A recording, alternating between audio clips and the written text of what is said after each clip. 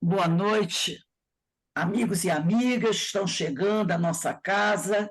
Como eu disse, nós estamos aqui na Sociedade de Estudos Espíritos Francisco de Assis, em Petrópolis. Na noite de hoje, recebemos o nosso amigo Paulo Nagai, trabalhador do Leon Denis, Centro Espírita Leon Denis, o CELD. E o nosso amigo Paulo Nagai vai conversar conosco sobre um tema muito interessante, muito atual e muito importante. É a vulnerabilidade humana frente às mudanças climáticas. O Paulo vai conversar com a gente até às 19h40, tá bom? Então, mas antes de nós iniciarmos aqui a nossa palestra, eu quero fazer uma pequena divulgação. Nós estamos no mês de setembro, e normalmente no mês de setembro as pessoas procuram desenvolver atividades voltadas para o Setembro Amarelo, que trata das questões do suicídio. Então, nós queremos fazer uma divulgação aqui. No dia 21 de setembro, nós receberemos na nossa casa o companheiro Robson Valentim, que vai conversar conosco sobre o tema A morte na sociedade ainda é um tabu, e o maior desses tabus é o suicídio. E no dia 28 de setembro, também receberemos o companheiro Guilherme Azeredo, que vai conversar conosco sobre o tema A Dor de Viver, o suicídio e seu impacto nas famílias e entre os amigos. Então, convidamos a todos para estar conosco no dia 21 de setembro e 28 de setembro, quinta-feira, às 18h40. Agora nós vamos passar a palavra para a nossa irmã Carmen Matos, que vai fazer a leitura do preparo e a prece, e depois eu passo a palavra para o nosso companheiro Paulo Nagai. Carmen, a palavra está com você.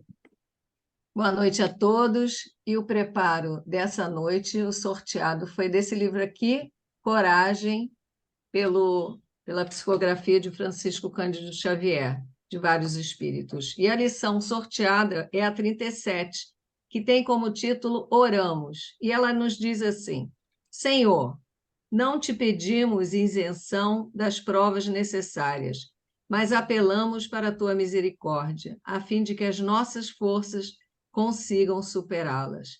Não te rogamos a supressão dos problemas que nos afligem à estrada, no entanto, esperamos o apoio de teu amor para que lhes confiramos a devida solução com base em nosso próprio esforço. Não te solicitamos o afastamento dos adversários que nos entravam o passo e obscurecem o caminho. Todavia, contamos com teu amparo, de modo que aprendamos a acatá-los, aproveitando-lhes o concurso.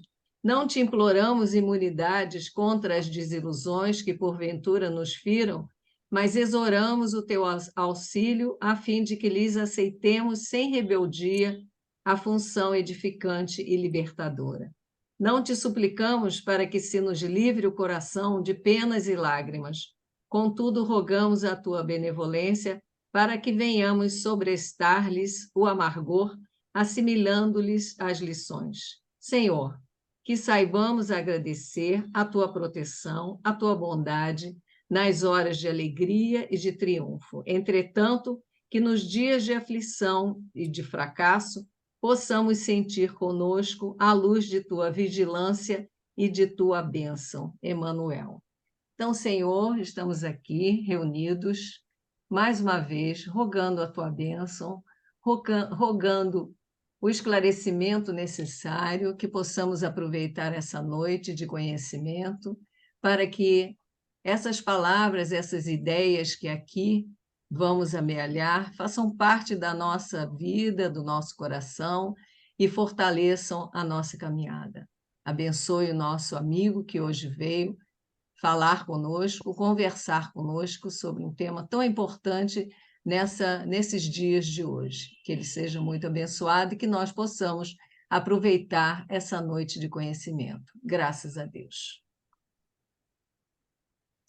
Paulo, a palavra está com você. Você tem até 19h40 para fazer as suas reflexões. Que Deus te abençoe, abençoe a sua família, o seu trabalho, e continue abençoando a todos nós. Muito obrigado. Melhorou o som? Melhorou, melhorou. Porque estava realmente o som dentro da reunião, ele não estava no 100%. Bom, primeiramente, uma boa noite a todos, novamente, né? E que Jesus possa nos abençoar esse momento de estudos. Uma pergunta. Vocês vão poder interagir? Normalmente nós deixamos para o final, se alguém quiser fazer alguma pergunta. Tá, mas vamos lá. Porque esse é um tema bom para a gente exatamente trocar ideia, né? Mas então, se alguém quiser fazer alguma pergunta durante a explanação do Paulo, fica à vontade, tá? Eu de vez em Importante quando desligar o microfone depois. de vez em quando eu vou dar uma parada, vamos fazer assim, eu vou fazendo em blocos e de vez em quando eu pergunto. Alguma dúvida, alguma pergunta aí o pessoal pode fazer. Bom, vamos lá. Esse tema, como muitas coisas que a gente vê na nossa vida, no nosso dia a dia, é uma grande diferença quem tem o conceito espírita e quem não tem. Então, quando você fala de vulnerabilidade humana, quando fala de mudanças climáticas, a visão, não digo nem do materialista, hein? Eu digo de, mesmo a pessoa não sendo materialista, ela sendo cristã, mas não tendo conceito espírita dentro de si, não levar em consideração os conceitos básicos da doutrina espírita, que a gente pode renomear aqui os principais, mortalidade da alma, que toda a doutrina cristã tem, mas começa com aquela diferença da manutenção da individualidade, da comunicação dos espíritos, possibilidade de comunicação, e porque aí é uma comprovação da manutenção da individualidade, a pluralidade das existências, principalmente a reencarnação, a pluralidade dos mundos habitados como consequência disso, para a gente entender a condição dos mundos que povoam esse universo do nosso Deus, e também a lei de ação e reação. É muito importante esse entendimento. E mais um conceito que é importante dentro desse pacote aí, além da lei de ação e reação, é entender a evolução humana, é entender a evolução tanto dos seres quanto a evolução dos planetas. E como é que a gente vai começar isso? E ver a grande diferença. Por exemplo, quando se fala da mudança climática, as pessoas que não são espíritas, aí a gente pode ir diminuindo o grau, que, na verdade, ele é medido não só pelo conceito. O conceito espírita tem essa diferença toda que nós colocamos aí a partir da pluralidade das existências. Mas a base de tudo mesmo é a crença em Deus, é a fé em Deus, é ter a segurança de que nada ocorre por acaso e que existe um gerenciamento. Porque se nós escutarmos os cientistas na condição climática, eles projetaram até, e alguns ainda projetam, que se nós não tomarmos determinadas atitudes quanto ao controle do meio ambiente, não estou falando de guerra, não, estou falando de controle do meio ambiente, o mundo vai acabar. Vão se esgotar as condições. Tudo bem, mas isso aí, para nós que somos espíritas, a gente sabe que tudo está sendo gerenciado, principalmente por Jesus e um grupo de espíritos perfeitos que tomam conta do planeta. Jesus é o governador do planeta. Informação que o Espiritismo tem, através de Emmanuel no Caminho da Luz. Com essa confirmação, que Jesus é o responsável pelo nosso planeta. As outras religiões podem até ter aquela coisa, não, Deus toma conta. Mas toma conta de que jeito? Como é que a lei funciona? O Espiritismo traz para nós, além da fé, eu creio em Deus e tem uma lei perfeita, traz os argumentos suficientes para que a gente construa a chamada fé raciocinada.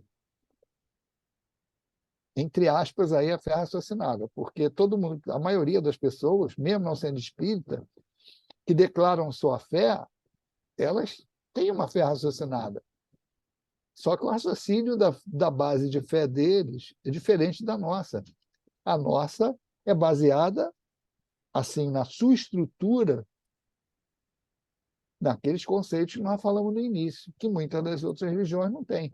Mas se a pessoa realmente tem uma fé em Deus, ela, mesmo sem ter os argumentos, mesmo sem conhecer os mecanismos, ela vai se sentir tranquila diante das mudanças climáticas. Além da mudança climática, quando se fala dessas alterações, a mudança climática ela tem dois aspectos. Tem um aspecto que é a arrumação do planeta, vamos dizer assim, faz parte da evolução do planeta.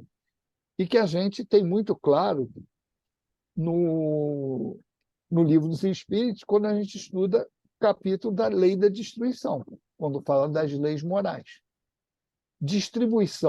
A destruição natural e a destruição abusiva.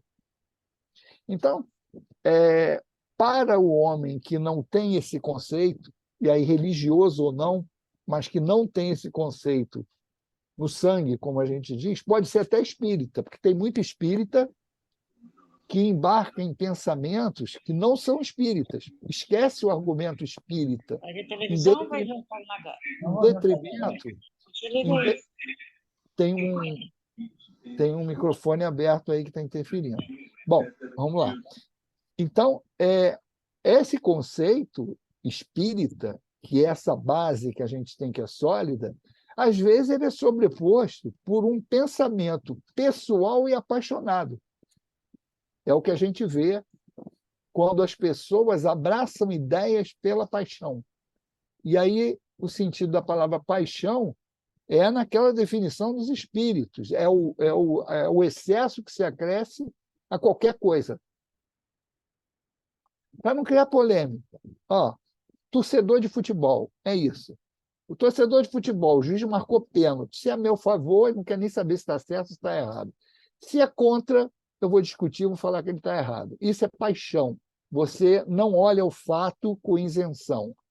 Então, para definir isso facilmente. Então, todos aqueles, espíritas ou não, que encaixam o seu pensamento pessoal e quer distorcer a doutrina espírita para acomodar esses pensamentos, não vai ter uma visão correta. Os cientistas, aí estamos falando de cientistas assim, top. Quando observam o universo e vê os movimentos dos astros, quantas vezes nós já escutamos que vai vir algum corpo celeste, vai bater na Terra e vai destruir a Terra? Então, para nós, se a gente olhar a lei de destruição, a gente, primeiro, vai entender que essas mudanças climáticas elas obedecem são periódicos, e aí temos que ir na Gênese para olhar a criação do planeta, para olhar a evolução do planeta, e que hoje nós temos um histórico que a ciência permite isso, a geologia, a análise dos eventos, cada vez você pode datar com mais precisão a idade das coisas, não é? Dos materiais, tudo isso. Então, você pode remontar a história olhando para o passado. Então, a gente sabe que, de período em período, hoje a gente já tem histórico. Acontece isso. O planeta vai se movimentar, o planeta vai estar assim, está assado. Então, essas convulsões climáticas que são decorrentes da arrumação do planeta, e aí a gente tem que olhar a evolução como ocorre.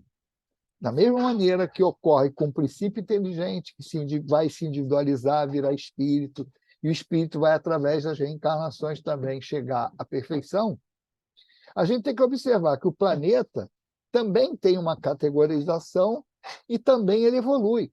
O nosso já foi planeta primitivo, hoje é um planeta de provas e expiações. Então, são duas coisas que a gente analisa. Espera aí só um instantinho. Ô, Júlia, traz depois água aqui para mim que eu estou. pedindo um pouquinho de água aqui, porque senão a garganta vai ratear. Então, olhar o planeta, às vezes a gente vê que as pessoas não separam. Quando fala assim, o planeta de provas e expiações vai passar para o planeta de regenerados. A gente, às vezes, fala isso como se tivesse uma data marcada para ocorrer, quando isso depende da mudança, quando a gente fala da mudança de característica do planeta, vamos dizer, de evolução, qual o estágio que ele está, qual o degrau que ele está, isso depende do comportamento moral dos habitantes do planeta, ou seja, nós. Não vai ser por decreto. Não vai ter um dia que a gente vai abrir a janela e vai ser, opa, estamos num planeta de regenerados. Não. Isso só vai acontecer quando tiver 50% mais um de regenerados morando aqui. Pelo menos. Pelo menos 50% mais um. E as pessoas tratam isso como se isso fosse acontecer independente da minha mudança. E, ao lado disso, tem a evolução do planeta que também vai acompanhar. O planeta está se arrumando. E se nós olharmos para os planetas mais evoluídos que o nosso, na escala planetária, eles não têm mais essas convulsões. Eles já estão estabilizados em termos de clima. A vida não é tão materializada como é no nosso planeta. Essas são as diferenças. Então, uma coisa é você olhar a evolução moral do planeta e outra coisa é você olhar a evolução que ele passa por um processo físico. Então, uma coisa é o processo físico de evolução dele e outra coisa é o processo moral. O processo moral não tem data marcada porque não existe determinismo nos atos morais da vida. Livro dos Espíritos, está lá, claro. Não é de cima para baixo, é mudança nossa de dentro para fora. Então, o planeta é o planeta. Então, essas convulsões que acontecem, esses, vamos dizer assim, que a gente costuma falar, aquela freada de arrumação que dá no ônibus, para acomodar, são essas coisas que vão fazer ter terremoto, que vão ter essas mexidas, tsunamis. Isso a gente pode estudar lá na lei de destruição. Agora, além da mudança natural climática, que vai ter por conta disso, da arrumação do planeta, tem a interferência humana. E aí entra, na lei de destruição, a característica abusiva da destruição. A destruição natural ela é justificável. Agora, o homem, a partir do momento que interfere, porque o homem faz parte desse sistema, mas quando ele interfere com excesso, isso causa um problema climático. Por exemplo, isso é simples, desde o simples ao mais complexo. Se nós, vou dar um exemplo aqui que a maioria de vocês conhece porque já passaram na Avenida Brasil, principalmente o pessoal que subiu a serra, que era daqui e subiu a serra, ou o pessoal que é daí da serra e já desceu para cá para ver. E uma vez eu observei isso exatamente quando eu estava subindo a serra, ia para Teresópolis. Nós paramos na Avenida Brasil, ali perto de Irajá, perto ali do Ceasa, que começou a cair um temporal que eu tive que botar o carro assim naquela divisória do meio ali das pistas, que a água estava subindo. Como a gente não ia poder sair dali, sair do carro e fui olhar ali em volta. E tem assim, o Ceasa ali, tem um rio. Aí eu fui olhar ali. O que tinha ali naquele rio? Sofá, geladeira, carcaça de geladeira, de fogão, de um monte de troço. Meu amigo, vai culpar a chuva. Porque Deus fez chover. Cara, a chuva é para o bem e é para o mal. É aquele negócio, a chuva é neutra. Quando a gente reclama da chuva que está atrapalhando nossa vida social, a gente esquece que a chuva beneficia o solo, que os agricultores estão rezando para chover, para poder irrigar a terra. O pessoal do Norte e Nordeste está doido para chover, para ter água, em muitos lugares. Não sei se estou falando Norte e Nordeste, porque todo mundo sabe, não, mas no interior, em muitos lugares. Quer dizer, tanto o sol quanto a chuva, eles vão prejudicar alguém e vão ajudar alguém em algum determinado momento. Mas isso faz parte da natureza. Agora, Qual é o problema que se acresce ali? Que aquele volume de chuva ia correr naturalmente se naquele rio não tivesse geladeira, sofá, fogão, tudo o nego joga ali dentro. Aí não quer que encha. A Avenida Brasil encheu. A gente teve que esperar ali esvaziar. Por quê? Porque estava tudo entupido. Então, o homem interfere, e nós temos que lembrar isso. Somos co-criadores em plano menor. Nós, como espíritos, mesmo encarnados, colaboramos na criação. Quando André Luiz e Emmanuel falam sobre isso, falam os co-criadores em plano maior, Jesus e esses espíritos perfeitos. Esses espíritos superiores são co-criadores em plano maior. Criador primário só Deus. Então, daí para baixo, nós encarnados somos co-criadores em plano menor. Por quê? Porque nós fazemos parte desse processo. Na lei de destruição, a gente vai ver lá que se fala na destruição, que a destruição normal, que não é aquela que não é abusiva, ela é natural para a manutenção do equilíbrio dos sistemas. Ele fala até em espécies que se alimentam de outras. E o homem está dentro disso. Quando ele fala o instinto de conservação e o instinto de destruição, que ele chama isso de instinto também.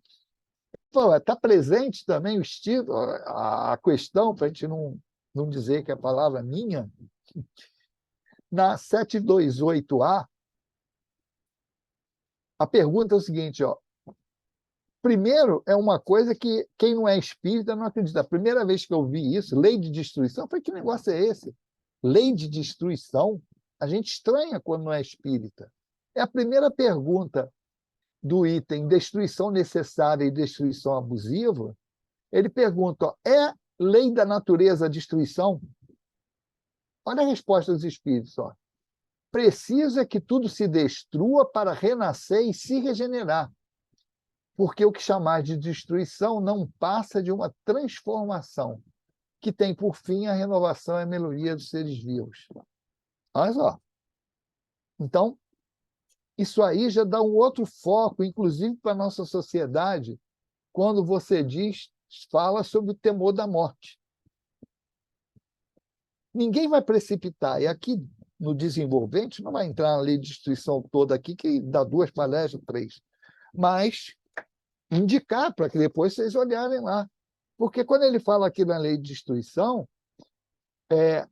tem a lei de destruição e ao lado dela tem a lei de conservação. Exatamente para quê? Para ter o equilíbrio. Ele fala o remédio ao lado da dor. Porque se você entender isso, dá um equilíbrio e ninguém, em sã consciência, vai querer antecipar esse momento, porque vai sair da lei. Então, a doutrina espírita requer isso, que a gente estude.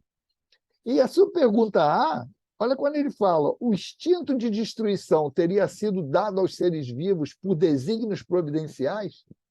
Olha a resposta.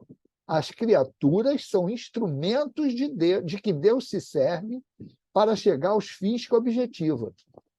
Para se alimentarem, os seres vivos reciprocamente se destroem. Destruição esta que obedece a um duplo fim. Tem uma dupla finalidade. Olha o que o Espírito responde. Manutenção do equilíbrio na reprodução, que poderia tornar-se excessiva, e utilização dos despojos do invólucro exterior que sofra a destruição. Este invólucro é simples acessório e não a parte essencial do ser pensante. A parte essencial é o princípio inteligente, que não se pode destruir e se elabora nas metamorfoses diversas porque se passa. Então, é o ciclo da vida, não é insensibilidade, é equilíbrio em observar esses conceitos. Então, vamos lá, vamos continuar. Então, o planeta está exposto a essas movimentações que vão ter como consequência mudanças climáticas que são parte da lei. Ponto. Interseção do homem. O homem, como co-criador em plano menor, tem que, é sua obrigação, seu dever interferir equilibradamente para não quebrar o equilíbrio da natureza. Mas vai ter que interferir. Às vezes, a gente confunde estado de natureza com lei natural. Você vê um equívoco. Todo mundo fala defender as civilizações, tipo índio, a gente fala muito isso. O índio, que índio que a gente tem mais hoje? Agora, você vai cercear, olha como a doutrina espírita muda isso. Você vai condenar um povo a não ter acesso à lei de progresso? Por isso que essas leis morais têm que ser estudadas todas em conjunto. Não é pegar uma coisa sem olhar a outra. Vamos nos colocar no lugar dos indígenas. A gente vai passar uma encarnação sem ter acesso ao progresso, às facilidades que a civilização nos fornece, a educação, o acesso a tudo que a gente tem hoje, de conhecimento, as bases de conhecimento, é uma visão completamente diferente. Aí você vai olhar, já resolvemos o problema de encarar o planeta para ver assim, ó, com confiança. Por quê? Até porque tem uma outra coisa aqui que eu separei para chamar a atenção da gente, é a questão que o cientista ou aqueles que não conhecem a doutrina espírita acham que o universo está aí jogado, que a Terra está jogada. Não conhecem, ou melhor, desconhecem a interseção dos espíritos no fenômeno da natureza. Qualquer um de nós aqui espíritas sabe disso. E qual a utilidade dessa informação? Nos dá confiança de que o negócio está sob controle. A gente já escutou falar aí de planeta colidindo com outro, de engarrafamento no céu? Não. Tudo é feito harmonicamente. E olha, na questão, lá no capítulo 10, da parte segunda do Livro dos Espíritos, no item das ocupações dos espíritos. Então, na 584A, tem um comentário de Kardec que, na questão, ele está falando sobre a ocupação dos espíritos, né? E Kardec vai desenvolvendo, explicando, depois da resposta do espírito, ele faz um resumão do que foi dito antes. Então, ele fala assim, olha, os espíritos encarnados têm ocupações inerentes às suas existências corpóreas, que tem a ver com o quê? Com o planejamento espiritual, o planejamento da reencarnação. A gente, cada qual, está tendo uma experiência, tanto familiar, quanto profissional, quanto de vivência no trabalho espírita, que é adequada à nossa necessidade evolutiva como espíritos. Então, são aquelas referentes à vida corpórea. Quem está no estado de raticidade ou de desmaterialização, tais ocupações são adequadas ao grau de adiantamento deles. Ou seja, no estado de erraticidade, que é o período entre uma encarnação e outra, o espírito tem atribuições, tem tarefas. Quais? De acordo com a possibilidade de cada um. E Kardec vai dando falando, né, desenvolvendo isso. Ele fala, uns percorrem os mundos, se instruem para se preparar à nova encarnação, outros mais adiantados se ocupam com o progresso, dirigindo acontecimentos, olha só, e sugerindo ideias que lhes sejam propícias. Assiste aos homens de gênio que concorrem para o adiantamento da humanidade. São responsáveis para intuir os gênios. Inclusive os médicos, a gente sabe que eles trabalham, acreditando ou não, eles são intuídos por espíritos. Isso por quê? Porque é um tipo de profissão que interfere com a coletividade. Então, sempre que há isso, a interferência espiritual é mais cuidadosa. Ela é maior quanto maior for a implicação da atividade do indivíduo na coletividade. Então, ele fala, outros encarnam com a missão de progresso e tal, outros têm a tutela de indivíduo, mas lá para baixo ele fala assim, outros finalmente presidem aos fenômenos da natureza de que se fazem os agentes diretos. Qual a consequência dessa informação? Deveria nos dar mais tranquilidade. Vamos lembrar lá as narrativas de André Luiz, não me lembro se foi em Nosso Lar, ou em Missionários da Luz, ou Mensageiros, foi nesses primeiros livros. Quando ele fala, ele observa vários espíritos em cima do Rio de Janeiro, movimentando nuvens para que a chuva se localize em determinada situação. Por quê? Essa narrativa, qual foi o motivo, o que motivou aquela mexida? A psicosfera tumultuada que estava em cima da cidade. O pessoal todo na gandaia, só pensando um monte de besteira, estava aquela nuvem negra em cima da cidade. Então, a chuva foi para dissipar, diluir essa psicosfera da Terra. Então, se a gente sabe que acredita nisso, né, como muita gente que acredita em Deus, não, Deus está no comando. Sim, mas a gente tem detalhe de como Deus exerce esse comando. Deus é o top, é o dono do universo, o Criador. Quem cuida da gente? Ó, Jesus e esses prepostos, espíritos superiores, ele como governador. Mas ele age direto? Não, a lei é perfeita por isso. É como se fosse lá um reloginho suíço. Cada engrenagem aí tem uma função, e essa função ela vai dar como resultado um funcionamento perfeito. Então, aqui, pelo que Kardec diz no comentário, todos têm uma ocupação igual aqui, que é o raciocínio que a gente coloca dentro da casa espírita.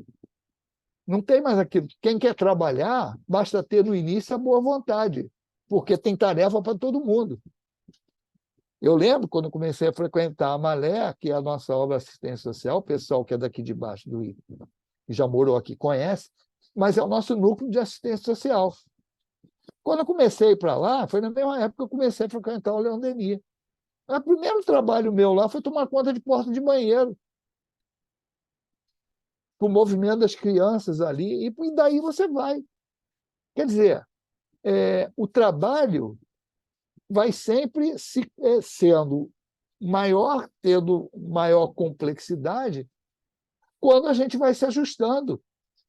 Então, tem trabalho para todo mundo. Da mesma coisa o plano espiritual. Os espíritos que têm um grau de evolução ainda inicial, eles vão cuidar dos fenômenos da natureza. Nós temos essas narrativas. Então, isso nos serve para mostrar, isso para quem é espírita. Tu vai falar isso para o cientista, para alguém que não acredita, ele vai rir da nossa cara. Mas, em compensação, a gente também ri da cara deles quando eles dizem que o mundo vai acabar. Vai acabar quando esgotar o processo da Terra, que ainda está... Ah, mas alguém não pode apertar um botão e destruir? Poderia, se não houvesse esse gerenciamento. Uma perguntinha para a gente pensar aí. E quem quiser pode falar que sim ou que não aí. Quem nunca escutou uma narrativa assim, meio escondida, meio camuflada, que, caramba, fulano ia testar uma bomba, ia fazer isso, aquilo, outro, não funcionou. É o que a gente tem várias narrativas aí. E não funcionou por quê? Por várias situações. Interferência da lei. Então, essa visão, isso é que nós temos que estar firmes nessa base doutrinária, porque a gente tem que crer por conta disso. Quem ainda não tem essa crença firme, vai lá buscar mais na Gênese, no Livro dos Espíritos, para consolidar isso. Olha, não está ao Deus dará. Tem um governo, tem um gerenciamento sobre os fenômenos da natureza. Isso faz parte do conjunto de conhecimentos que dá para nós, como consequência, uma crença forte em Deus e na lei. Ponto. Agora, Vamos lá, a nossa vulnerabilidade. Aí também depende. Essa palavra, vulnerabilidade humana, vamos assim, se você me perguntar, me falar isso só, solto, Paulo, o que você acha da vulnerabilidade humana diante do clima? Eu vou responder com os conceitos da medicina espiritual.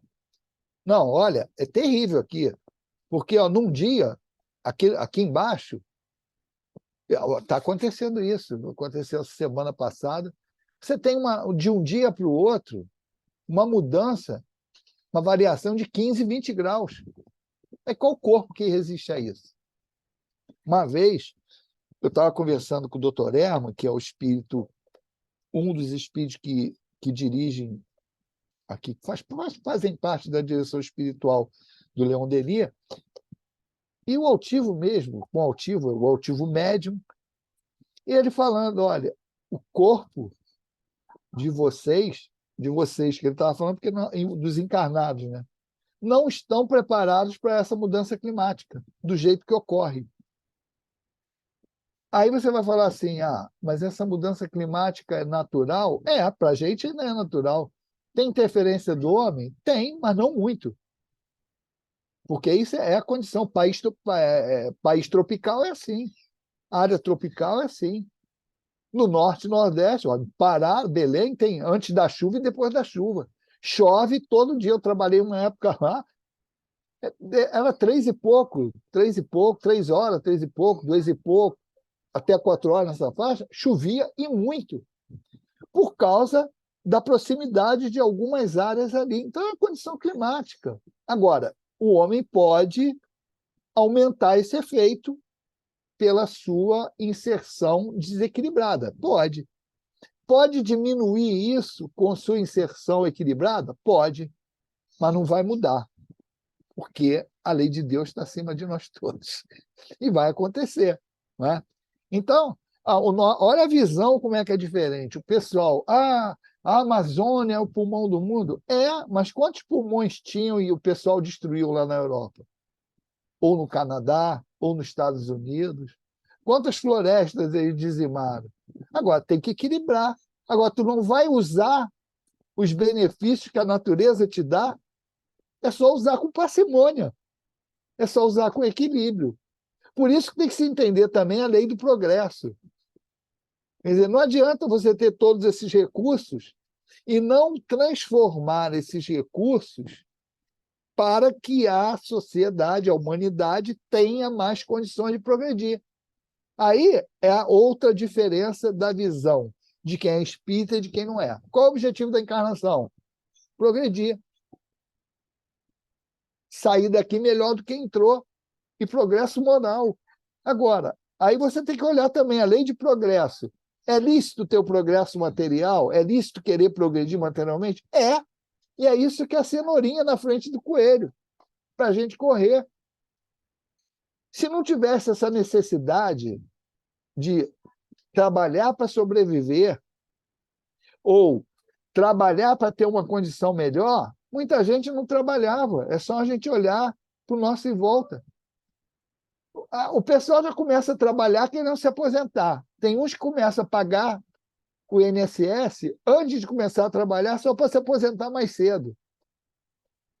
O sonho de consumo do trabalhador começa a trabalhar e já está pensando em se aposentar para não fazer nada. Na cabeça do espírita, isso não entra. Por quê? Porque o trabalho, aí vai olhar lá, lei do trabalho. O trabalho não é o quê? Na definição espírita, ocupação útil. Pode ser remunerado ou não. Se for remunerado, é melhor. Né? Mas é a condição contrária à ociosidade, porque a ociosidade, como a gente falava antigamente, é a oficina do demo. A ociosidade é a pior coisa que tem. Porque a pessoa não tem mais... Pode ver, a pessoa que fica o dia todo na internet, sem ser por trabalho, né? Quem trabalha não tem jeito. Mas falando assim, que fica lá, fofoca daqui, fofoca... É falta do que fazer. Antigamente a gente falava para o pessoal, né? Pô, vai arrumar uma coisa para fazer. Hoje em dia, se falar isso, até o pessoal fala que é discriminação, que é isso, aquilo, outro. Mas não é. É a realidade dos fatos.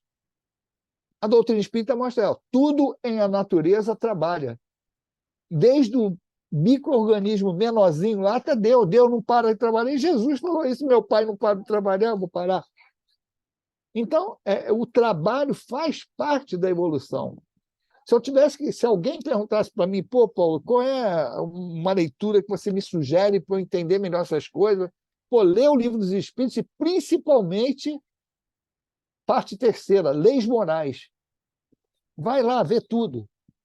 Porque ali, tudo que a gente tem no nosso dia a dia, a resposta está ali. Olhar o conjunto. E aí, se a gente olhasse isso, até muito espírito ia parar de falar tanta besteira como a gente tem visto falar aí. Defender coisas indefensáveis. E o que a gente vê. Por quê? Porque está preocupado em altas ilações e não vê o básico lá na nossa doutrina, que são essas leis morais. Se a gente estudar lá, lei do trabalho, lei de destruição, lei de reprodução, o último capítulo, que é a lei de justiça, amor e caridade, que a gente quer caridade e quer amor, mas não quer justiça, principalmente quando ela é para a gente. A gente forja essas coisas e quer deturpar os ensinamentos. Então, essa visão, quando a gente fala assim, entendimento da evolução do espírito e entendimento da evolução do corpo, isso vai dar uma outra visão para a gente. É só olhar qual o corpo que a gente tem hoje e qual o corpo que a gente tinha lá na época das cavernas. Ler Evolução em Dois Mundos e ler A Caminho da Luz em paralelo, claro, não pode ser antes de ler Livro dos Espíritos e Gênesis, para entender a evolução. Então, o corpo foi se aperfeiçoando e vai se aperfeiçoar mais ainda. Os mundos, essas revoluções do globo, essas mudanças climáticas, elas são diferentes e mudam de mundo para mundo. Quanto mais evoluído o mundo, menos conturbação ele vai ter. Agora, a gente está no planeta de provas e expiações e a querer que está tudo certinho? Não pode. Não pode. E a interferência para a gente é o quê? Eu ainda eu estou falando da visão, quando se me perguntasse isso, pela medicina espiritual. Você fala assim, não. Por que a gente é vulnerável nesse ponto? Porque a gente ainda não tem condição moral de ter mantido um corpo espiritual saudável. Porque quem fica doente? Palavra de Inácio Bittencourt, esse senhor que está aqui, do lado de cá, atrás de mim, que é o patrono do medicina espiritual. Quem fica doente primeiro? É o espírito ou é o corpo? Ele mesmo responde, o espírito. Então, quem precisa ser curado primeiro? O espírito. A doença do corpo é fruto da doença da alma. Então, hoje, e isso é outra coisa, o pessoal às vezes fala muito de medicina espiritual, mas às vezes esquece que a base da medicina espiritual é passe, todas essas coisas são instrumentos.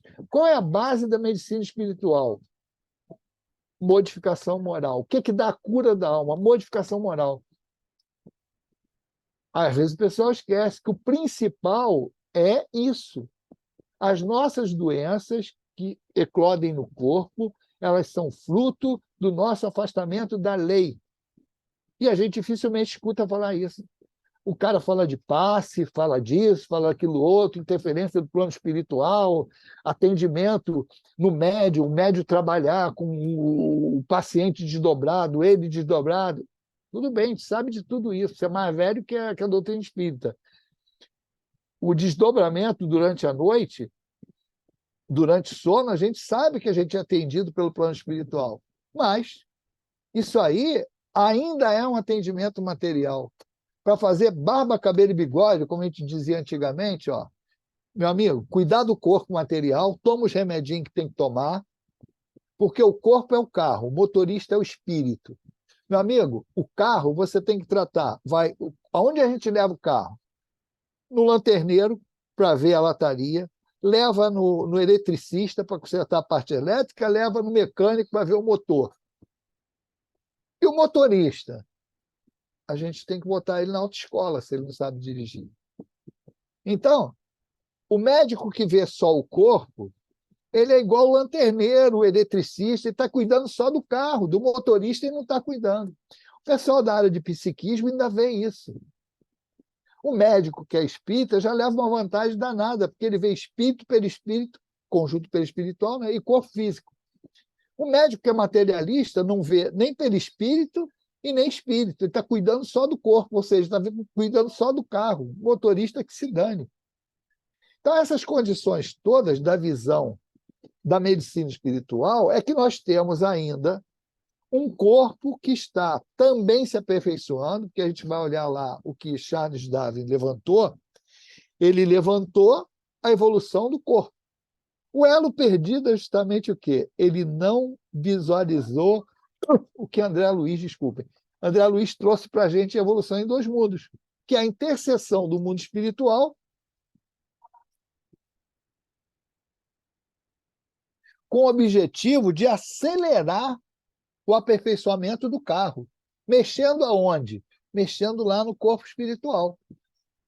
Ou mexendo na protoforma humana, que é o equivalente ao perispírito lá dos animais.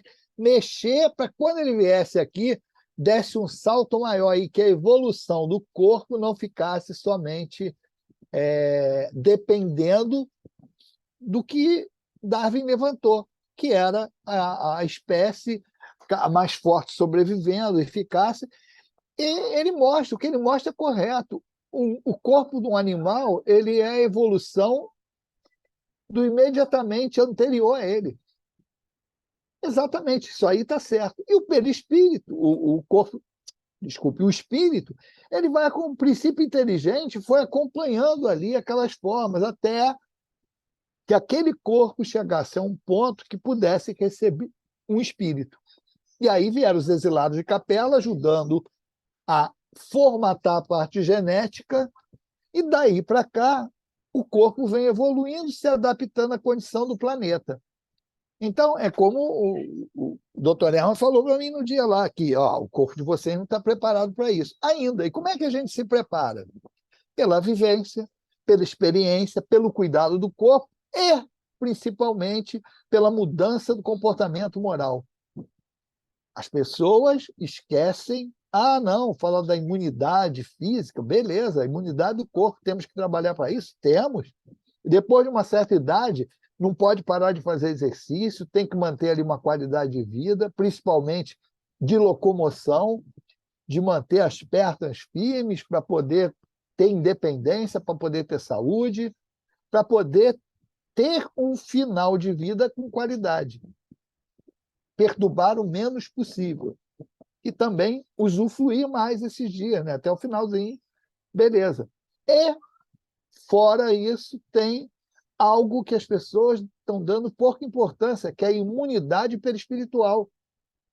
Dada pelo quê? Pela condição da nossa psicosfera. A gente pode falar perispiritual ou espiritual, que é por conta de quê? Do que eu tenho na cabeça. O que eu penso? Se eu sou aquele igual o hard haha, aquela hiena que tem uma nuvenzinha de chuvas e trovoada na cabeça, o pessoal mais novo, os mais jovens, os jovens há mais tempo, a gente via o hard, né? Lá. Mas o pessoal que não quer dedurar a idade pode falar que está vendo na TV de assinatura, que tem também. Hoje eles repetem esse negócio todo, que conhece. Mas é aquele que fala, ó dia, ó azar. Meu amigo, ele vai atrair o quê? Primeiro, companhia espiritual com essa mesma característica. E vulnerabilidade. É igual aquele negócio de jogar praga no outro. Só vai pegar se ele estiver na sintonia. A pessoa fica com essa atmosfera de terror, de medo, ela vai criar uma psicosfera vulnerável a qualquer tipo de coisa. A gente não anula poder de remédio, um pensamento. A gente não potencializa, por exemplo, a água fluidificada. Você está potencializando pelo fluido do espírito, do médium, que deu um fluidozinho ali, mas também pela condição. Não, isso vai dar certo. você está dando as condições para que aquilo aconteça. Agora, se você não tiver essa visão, e você pode ver aí, se você quiser botar no Google aí, procurar vulnerabilidade, você vai ver totalmente diferente essa visão. O que eles chamam de vulnerabilidade, quando você fala em vulnerabilidade, eles dizem, então, tem alguns fatores aí que mudam, né? Mudam as condições. Você tem catástrofes climáticas que vão provocar uma vulnerabilidade no ser humano. Mas aqui a vulnerabilidade, eu não sei nem se o tema aí tem esse sentido ou não, estou trazendo os dois. Que se fala que o impacto, qual é o impacto dessas mudanças climáticas? Aí eles falam que essa mudança climática, eles aumentam, olha só, aumentam os fatores que levam as pessoas à pobreza e as mantêm nessa situação. Inundações podem assolar favelas urbanas, destruindo casas e meios de subsistência. O calor pode dificultar o trabalho, o alívio, a escassez de água pode afetar a agricultura. Tudo bem, a consequência é essa. Mas, para você mudar isso aí, você tem que entender, por exemplo, planejamento reencarnatório, porque não é tão drástico quanto as pessoas pintam, porque as coisas não ocorrem, tipo assim, ó, não cai uma folha de uma árvore sem consentimento de Deus. Ou seja, a gente tem uma regrinha aqui para analisar isso. Tem cabimento na lei? Acontece. Se não tem cabimento na lei, não acontece. Porque senão a lei não seria justa. Não, isso não quer dizer que a gente tem que olhar, não, está sofrendo lá porque merece, dane-se ele. Não, não é isso. É olhar qual é a causa para trabalhar na causa e não na consequência. É a mesma coisa que eu ficar tomando sal de fruta ou aquele outro produto aí que o nego faz aquela propaganda, né, que mostra um monte de comida gordurosa e fala assim, não, agora você pode comer tudo, ó, tem o fulano de tal, aí mostra o produto. Pô, tô trabalhando na consequência. Trabalhar na causa é o quê, meu amigo? Faz uma dieta, pode comer, mas de vez em quando. Equilíbrio. O pessoal hoje, quando faz dieta, fala, não, sexta-feira é o dia do lixo. Que faça o dia do lixo. Mas mantenha um certo equilíbrio na alimentação. Então, é a mesma coisa. Eu falo assim, quem é o elemento mais vulnerável hoje? Aí eles falam, olha a falta de visão espírita, como a falta dos conceitos espíritas deturpam as análises. Os efeitos dessa crise afetam desproporcionalmente crianças e adolescentes que vivem em situação de maior vulnerabilidade. Isso é fato. Já privados de outros direitos. Principalmente, olha só, negros, indígenas, quilombolas e pertencentes a outros povos e comunidades tradicionais, migrantes e ou refugiados, crianças e adolescentes. Se fala de uma maneira como que só essas pessoas fossem atingidas na condição, ou assim, ou que você só tivesse que tomar as providências por conta dessas pessoas. Mas não, é por conta de tudo, porque todo mundo é afetado. Mas a visão de... Não está errado a visão de ver quem sofre mais. É claro que quem tem menos condições, por exemplo, morador de rua, claro que ele vai ser muito mais atingido pela mudança climática do que a gente que tem casa. Claro isso. Eu estou falando no sentido de buscar a solução. Quando você fala que o índio ele está lá, por que o índio está vulnerável? Porque o índio está cercado de riquezas e não pode usar a riqueza que ele tem lá. É você morrer de sede ao lado da fonte.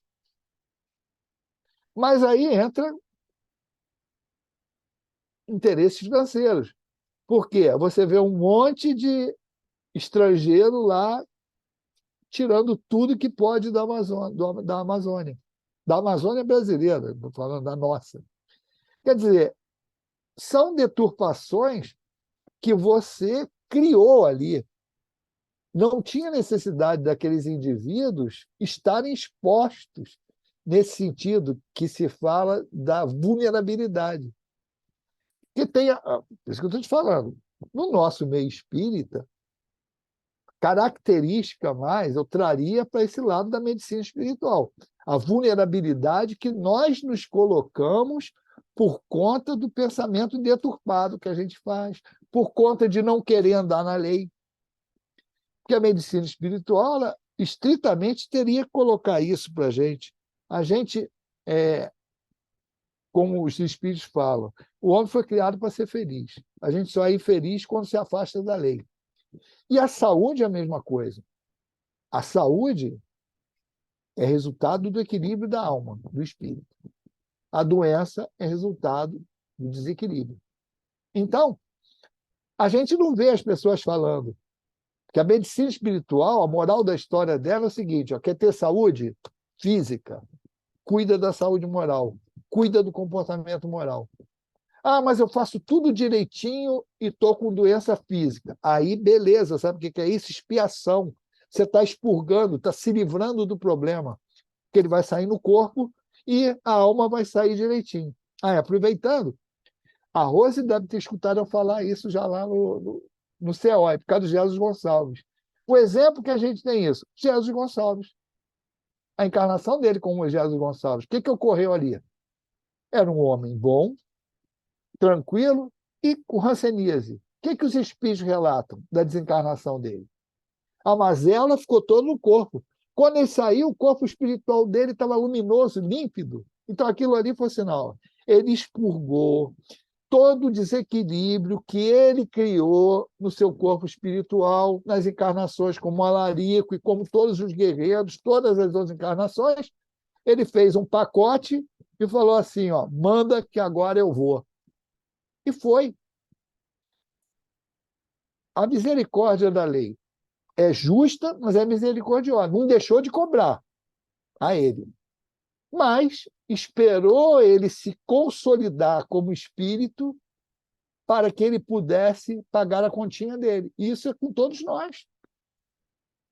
Ana, pode falar. Abre o microfone aí. Tem uma mãozinha ali.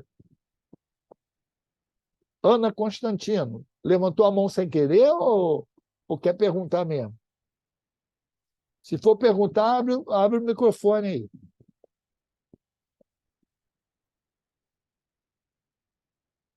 Bom, não falou nada, eu vou continuar. Está com a mãozinha ali, mas não abriu o microfone para falar.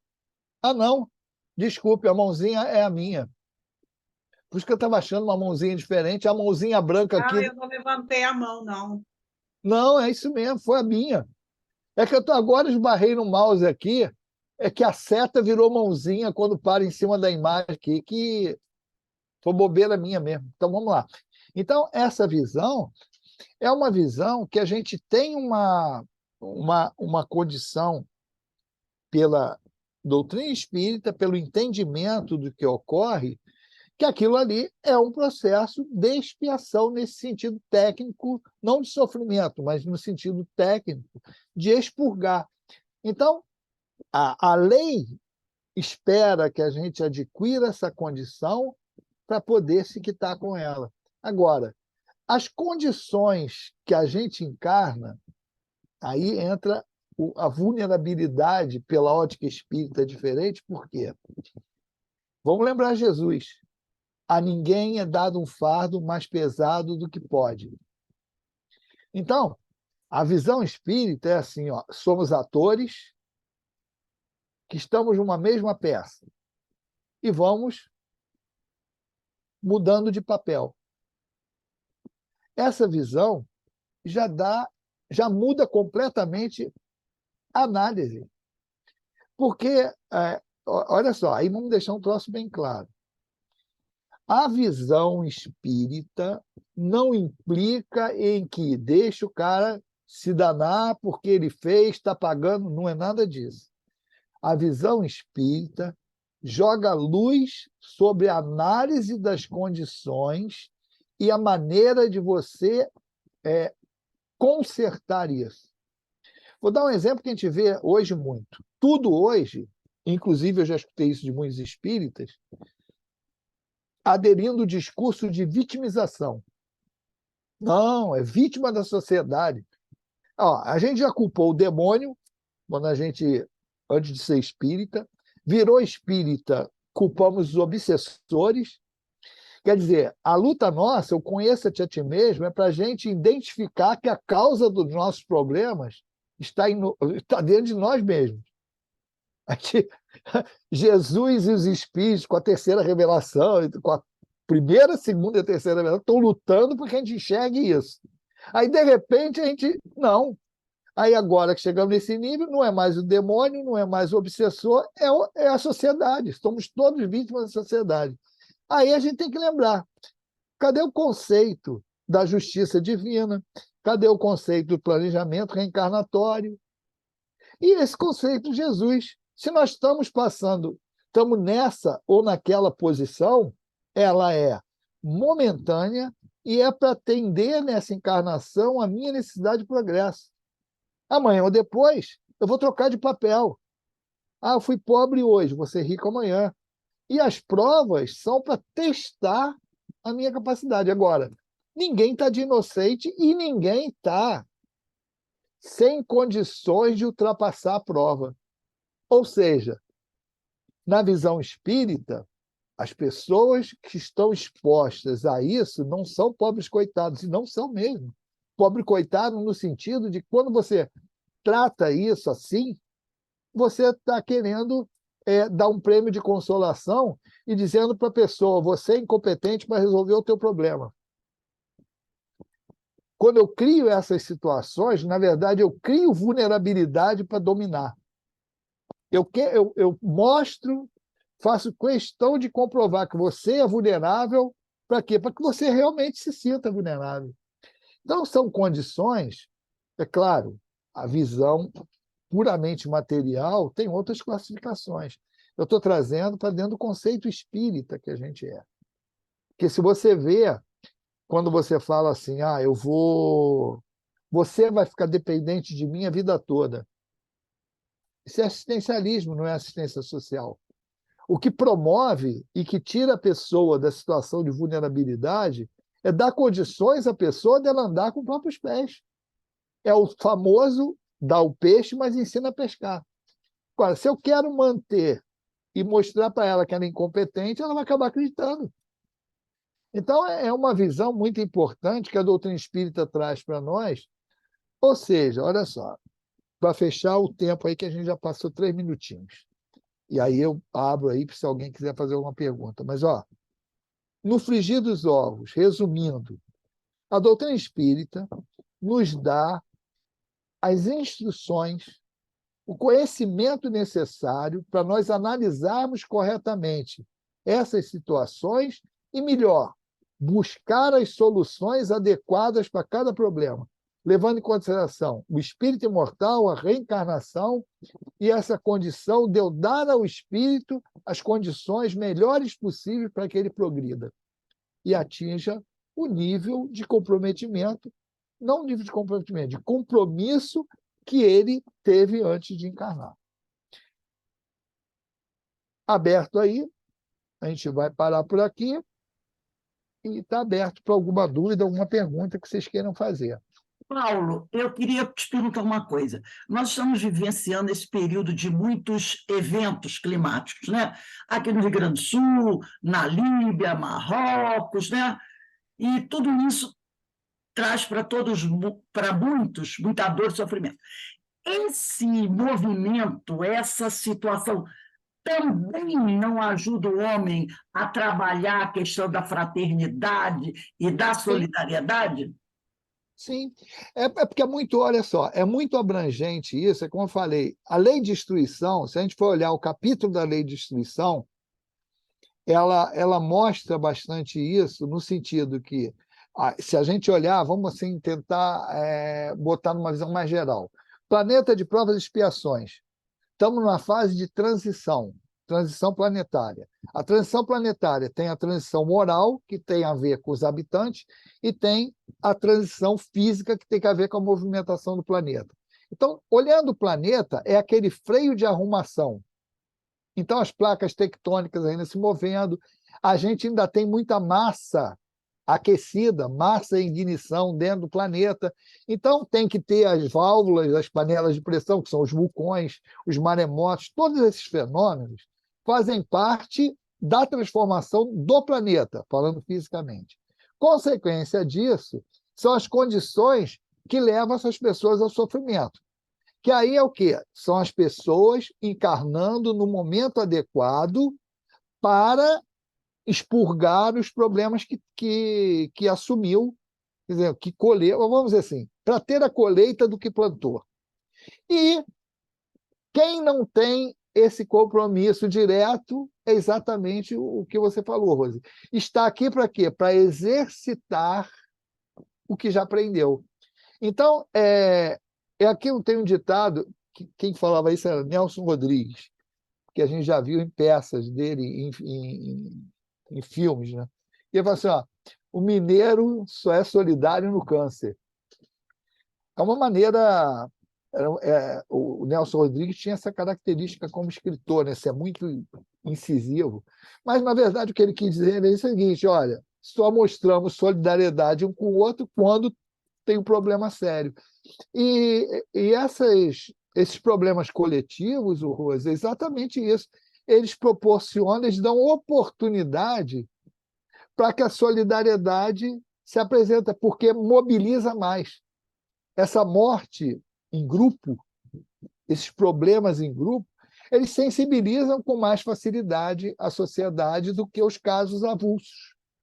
E a gente vai ver, está vendo acontecer isso no mundo inteiro. Agora, qual a vantagem que o espírita tem?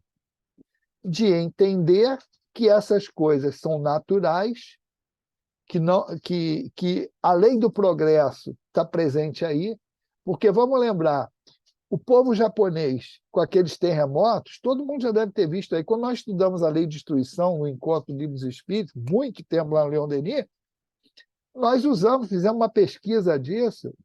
O Japão, o que o Japão desenvolveu, Estados Unidos também, por conta dos terremotos, hoje, naquela época já tinha, 20 anos atrás, você tem construções de alumínio e vidro que sobrevivem ao terremoto. Por quê? Porque os caras desenvolveram uma técnica de fazer um alicerçamento, uma base flexível, de acordo com a intensidade do terremoto. As crianças lá, você vê um treinamento deles, eles já fazem direitinho, quando tem aquilo, vai para debaixo da mesa, aquilo. Na lei de destruição e na lei de progresso, você consegue concluir que por que essas coisas ocorrem? Aí Deus fala assim, olha, é como se falasse assim, do limão faz uma limonada. Dá oportunidade para que a ciência evolua, para que você crie isso de uma maneira geral, os espíritos falam, os fenômenos da natureza. Os fenômenos da natureza ocorrem para que o homem aprenda a lidar com isso. Ele fala assim, ó, Deus lhes deu a inteligência exatamente para suplantar essas dificuldades. Então, essa condição toda, ela proporciona progresso. Repito, o que não quer dizer que nós não tenhamos que ajudar essas pessoas. Isso aí é líquido e certo, não pode ter dúvida disso.